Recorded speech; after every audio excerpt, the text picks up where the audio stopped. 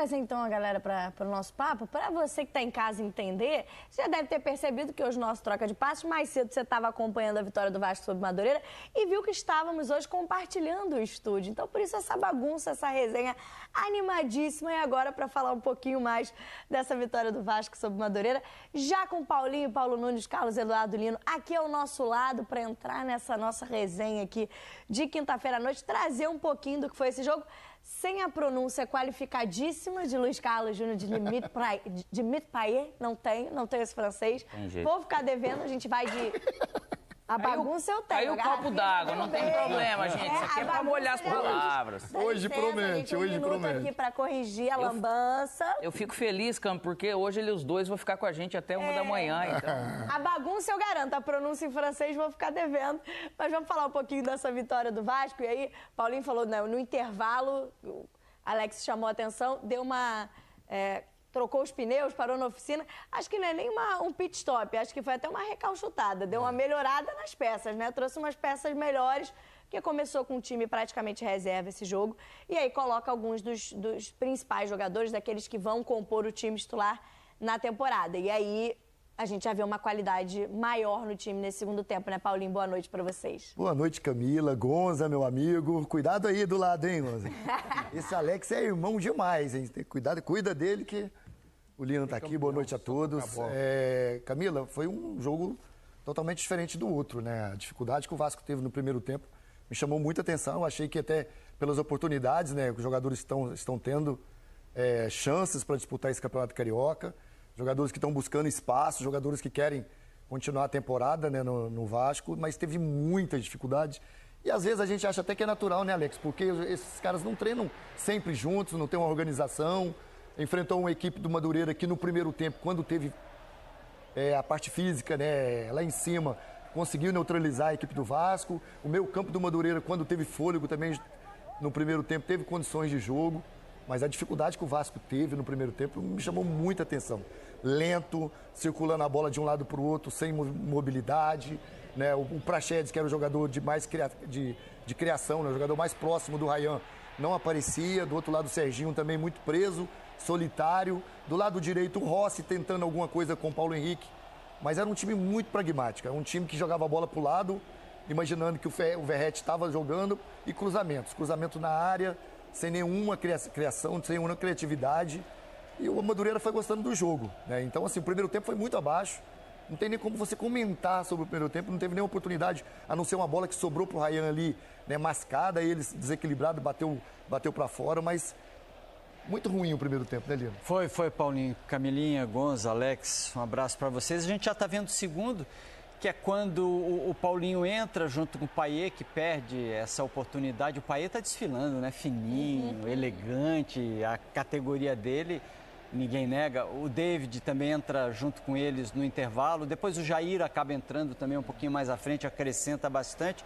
E aí o Vasco botou a banda para tocar, né? É outra história. Estava com um reservado dentro de campo, aí colocou os reservas especiais, aqueles caras que saem do banco e fazem a diferença. E aí, qualidade técnica em largada de temporada vai sempre fazer a diferença. Como joga esse tal de Payet, cara? É gostoso ver, né? Nossa.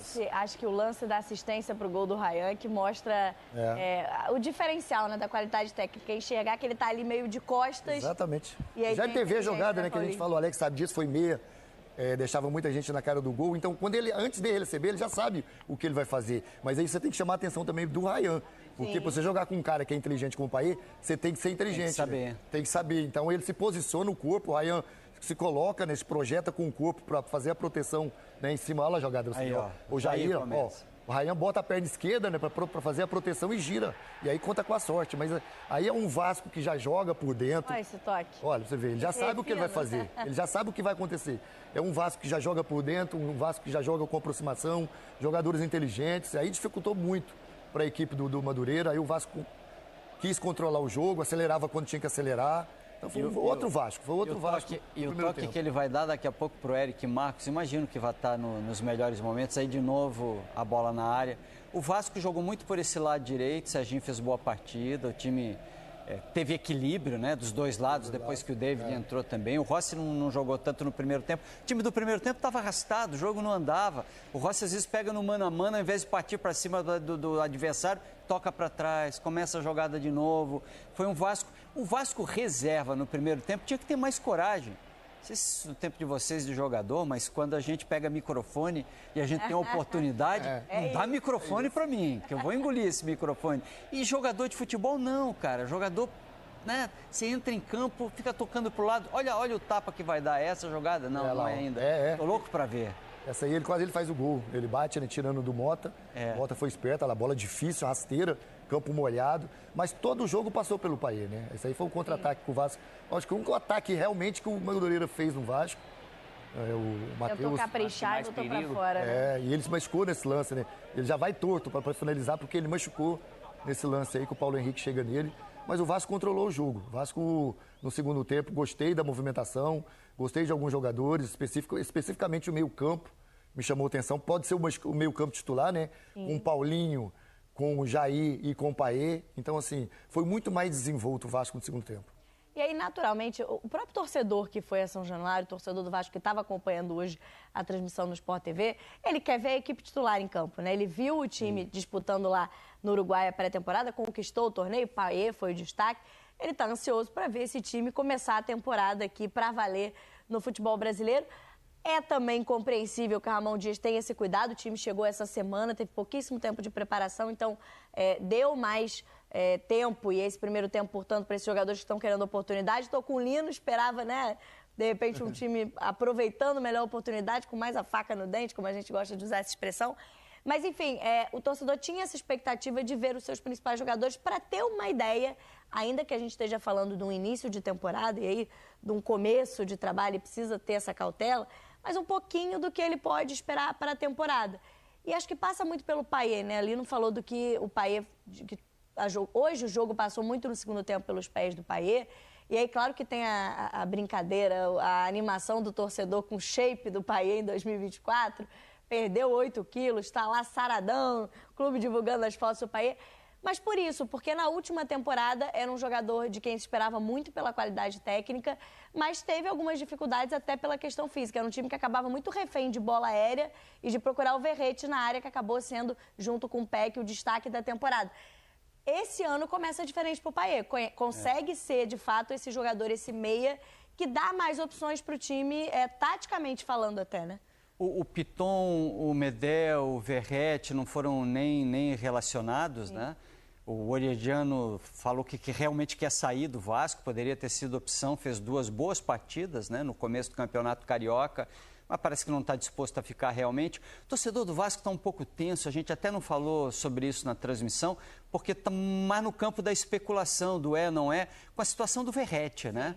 Que se fala, vários meios falam da possibilidade de o Grêmio oferecer multa rescisória, que a multa não seria tão alta, estaria em torno de 6 milhões de reais e que estaria ao alcance do mercado se oferecer alguma coisa para o Verratti, que está tentando um reajuste no Vasco, porque ele tem contrato até a metade do ano que vem. Seria para o Grêmio uma contratação espetacular. Nada será no nível.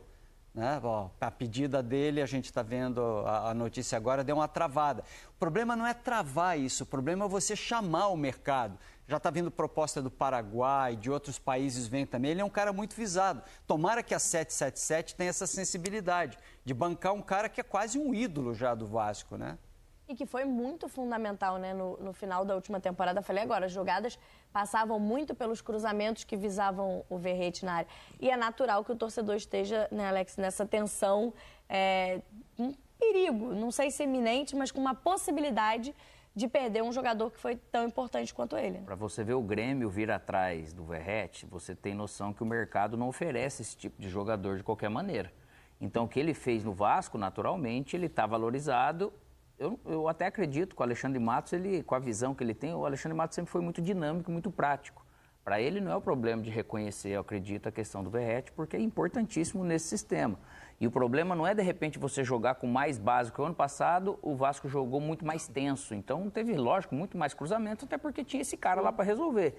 Só que hoje você tendo um Payet com essa condição por dentro e, de repente, recuperando o Jair, que eu acho um jogador importantíssimo, E eu também procurei prestar atenção na entrada dele, e tomara que ele tome essa consciência que ele realmente pode ser mais importante para esse jogo mais combinado, mais aproximado, para poder facilitar e ajudar, seja com 3 volantes ou 2 volantes e o Payet. Mas o Verratti não é só a bola de cruzamentos. Aqui, ele participa no sentido de marcar, de posicionamento, de escorar uma bola. Ele tem muita competência. É uma pena que ele chegou tão tarde aqui para o Brasil, vamos dizer. Mas se eu fosse o Vasco, obviamente, eu não perderia a oportunidade de contar com um jogador desse, até porque não se encontra facilmente. E naturalmente, né, Gonza, já está no imaginário do torcedor ver mais dessa dupla que viu, e aí de novo, né, a gente falou muito da questão física do Payet no ano passado, então a expectativa naturalmente ela aumenta nessa temporada, sabendo que ele está numa forma física muito melhor. Então de ver essa dupla Payet e Verratti serem fundamentais para o elenco nessa temporada, né? Camila, porque eles foram brilhantes de uma certa maneira, pelo menos para o objetivo que o Vasco tinha na temporada, né, a partir da chegada do Ramon Dias, que era livrar o time do rebaixamento, né? Então eles foram bem conseguindo o objetivo, mas em condições adversas. O Verratti, com essa pressão, esse aspecto muito importante trazido, enfim, para esse debate, porque se o Vasco cruzava muita bola na área, ele tinha a obrigação de fazer o gol, e ele foi lá e conferiu. O Alex foi perfeito nessa análise. E o Payet é a questão do peso, né? Para quem está em casa, experimenta fazer uma experiência. São 8 quilos. Pega 4 sacos de 1 quilo cada um, bota um no ombro aqui e outros 4 no ombro aqui e vai jogar bola. É difícil. Aí depois faz isso e depois tira. Você vê que é outra situação. E nisso ele tem o ganho de massa magra, que potencializa todos os movimentos dele, além dele ficar mais leve, né? Sem dúvida. Então, se em condições adversas eles conseguiram render ali, conseguiram tirar o Vasco de onde estava, com o começo de temporada em condições favoráveis, eles têm tudo para manter essa idolatria da torcida e serem úteis para a campanha do Vasco.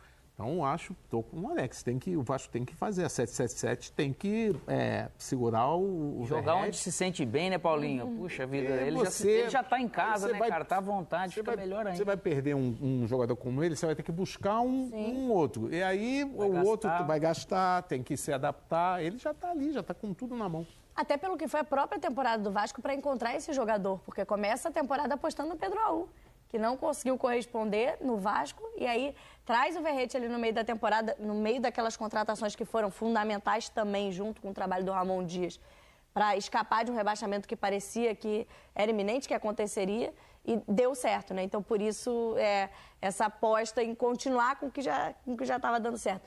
E aí, só para a gente encerrar o nosso papo aqui para o torcedor do Vasco do que foi esse 2-0, falamos dos destaques, do que foi bom, o torcedor está empolgadíssimo. Estou vendo aqui na hashtag Troca de Passes, o torcedor hoje vai dormir empolgadíssimo com o Payet, joga fácil, incrível, acima da média. A galera está empolgada, claro, com o que fez o Payet hoje. Mas tem algum ponto de atenção? Assim, a gente está falando ainda de início de temporada, é Campeonato Carioca, são adversários muito mais frágeis, diferentes do que vai ter pela frente na Copa do Brasil, no Campeonato Brasileiro. O que dá para ficar de olho, talvez, Paulinho, para ficar atento, talvez, em algum setor que precise contratar? Hoje ainda cedo, porque jogaram poucos titulares. Eu acho que o mais importante é ter a formação, né? Como vai jogar a formatação do Vasco, né? O Vasco começou esses amistosos jogando um 3-5-2. Hoje a gente imaginava que fosse no 3-5-2, não foi no 4-3-3. Eu acho que passa muito pela essa formatação que o Ramon Dias vai utilizar, né? Se você vai jogar com o lado direito, hoje jogou o Paulo Henrique, mas você tem um Rojas, que é um terceiro zagueiro que joga para o lado direito. Você pode jogar com o Rojas para proteger mais o lado direito, soltar mais, né, o Lucas Piton do outro lado. Então, assim, passa muito pela ideia de jogo dele, mas eu acho que é um Vasco que tem alternativas, tanto quando no 4-3-3 quanto no 3-5-2. Gol do Léo hoje, gol de centroavante. Exatamente, lá na área, e gol difícil. O Alex sabe, bola quicando, ele tem o timing certo, né, para dar o toquinho na bola, gol difícil de fazer. Lino, Paulo, obrigada pela participação. Obrigado. pela transmissão e pela participação aqui no Troca de Passes. Estão liberados, viu? Não acredito. Quintou para vocês. Ou sextou já, né? Estarei lá em casa observando você. Parabéns, então prestigia belo a audiência trabalho pra de gente, vocês. tá? Exatamente. Obrigado, Alex. Obrigada, Paulo Nunes, Boa Carlos noite. Eduardo Lino. Participaram da nossa transmissão aqui, 2-0 Vasco sobre Madureira, e também deram uma brilhantada e uma animada no nosso Troca de Passes nessa quinta-feira.